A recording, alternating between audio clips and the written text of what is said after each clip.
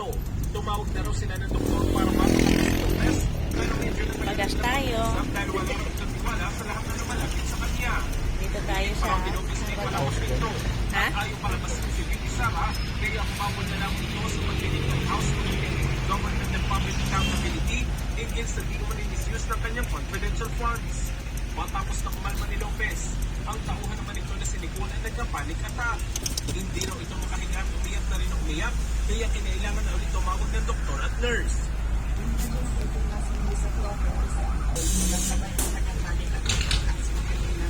Hindi na umalis sa Veterans Memorial Medical Center si Senator Manuel de la Rosa para pantayan ang dalawa. Hindi rin nakadalo si Lopez sa ngayong araw dahil sa dinaranas na stress disorder. In the heart of changing lives, ito si Brigada Jacob Smith, 45.1 Brigada Lisa Fire Manila, WCNO, operating. Pagas na. At bukas, tataas no?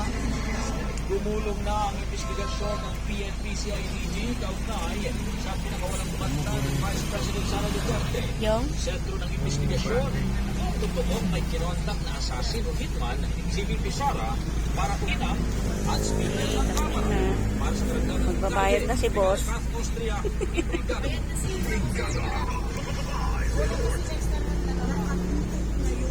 Investigasyon ng PNP Criminal Investigation and Detection Group sa kung totoo bang may kinontak na sa politika. Sa kanyang talumpati sa Campo Aguinaldo kaninang umaga, ipinaalala ni Browner ang sinumpaan ng militar na manatiling tapat sa chain of command. Ibig sabihin, dapat umunang maging tapat ang mga sundalo. Sana tayo, grocery.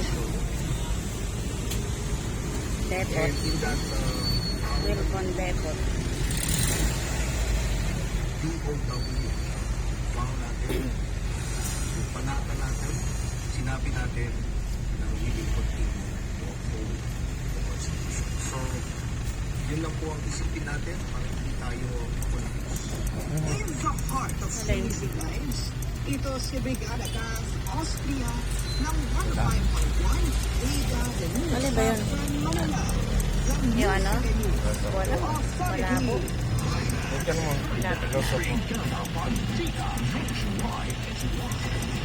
Samantala naglabas ng maaanghang na salita si House Speaker Martin Romualdez laban kay Vice President Sara Duterte kasunod na umanay Welcome to Subic, pero hindi tayo dyan. Dito tayo sa Pares. sakaling ipapapatay siya sa kanyang adres sa plenaryo ngayong araw ay pinalatanggi ni Romualdez ang pangalawang pangulo kaugnay sa sinasabing maling paggamit ng pondo. Si VP Sara naman may sagot sa nakatakdang pagpapasagot na sa kanya ng NBI. Ang abogado na iyahatid ni Brigada Haji Kaamino. Welcome to Macdo. We choose unity over division, dialogue over conflict, and cooperation over confrontation. Why these baseless accusations? The answer is simple. To divert attention from the mounting evidence of funds misuse under the decision of the Vice President and Department of Education. Binasa na rin ni House Speaker Martin Romualdez ang pag-organization ng modelo Sara Duterte na may kaugnayan sa ambisyon sa politika sa taong 2028. Habang nanonood si Duterte sa People's Center ng House of Representatives, pinanatang ni Romualdez ang pangalawang pangulo sa issue ng maling paggastos sa traffic ngayon. confidential funds ng OPP at ng Walang traffic. Education. Sabi ni Romualdez, ang mga paratang na sinisiraan niya si VP Sara ay direktang pagkakata. Dito to sa Barreto. Barreto. By the sea.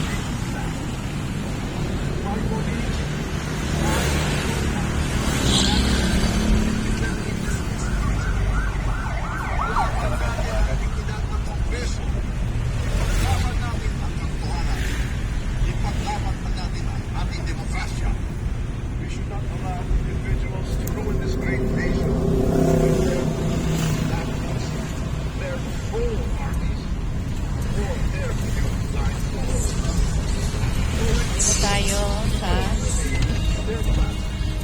GH Mart. GH Mart. Freedom and ensure a right to live for all. Hindi na dapat maliwanain ang listahan ng pagkakamali. Grocery lang tayo konti. Pangulong Bongbong Marcos, hindi first